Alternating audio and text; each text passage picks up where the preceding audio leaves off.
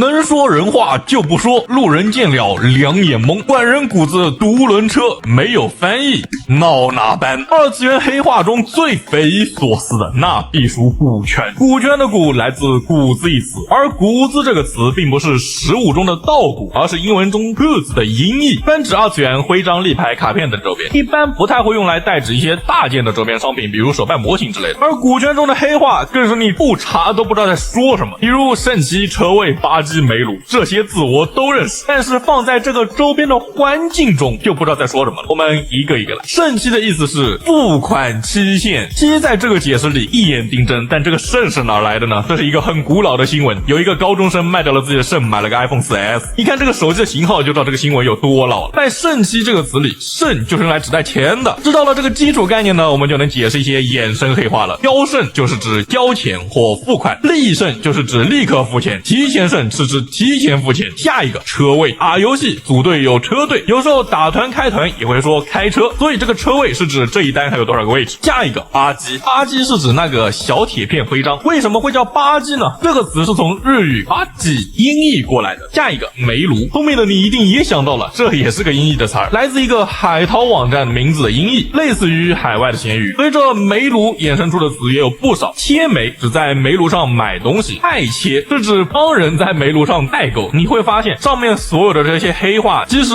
并不存在必须要某个特殊词汇来代称的情况，反而更像是一个防止圈外人染指而特意创造出来的隔离带。而在二次元的另一个角落，哪怕没有创造隔离带，也自动竖起了极高的沟通壁垒，那就是管人。管人指的是虚拟主播，这个词如果你完全不接触这个圈子，那完全无法理解。而这个词的起源更是经历了多次迭代。最早的虚拟主播爱酱是一个在油管上投稿的视频作者，那就是 YouTuber。 这个时候演变出了第二个称呼，爱酱称自己是虚拟主播，所以是 Virtual YouTuber。 后来两个单词合并演变成了 VTuber。 这个词传到国内后呢，大部分还在继续使用，但由于这个圈子很小，就会触发圈子越小神人越神定律，于是就有了很多蔑称。比如说虚拟主播是皮套人，那骂完了主播，粉丝也得骂呀，但皮套人吃骂起来好像有点不得劲儿，四个字有点长，又结合了油管，取了个管人的称呼，把粉丝称为管人吃。而在这个 V 圈里，黑话也是不计其数啊。弟弟安吉嘎气转身毕业，弟弟是一句话的缩写，在日语中打来 demo daisuki 的罗马音首字母，安吉在正式的翻译中意思是反，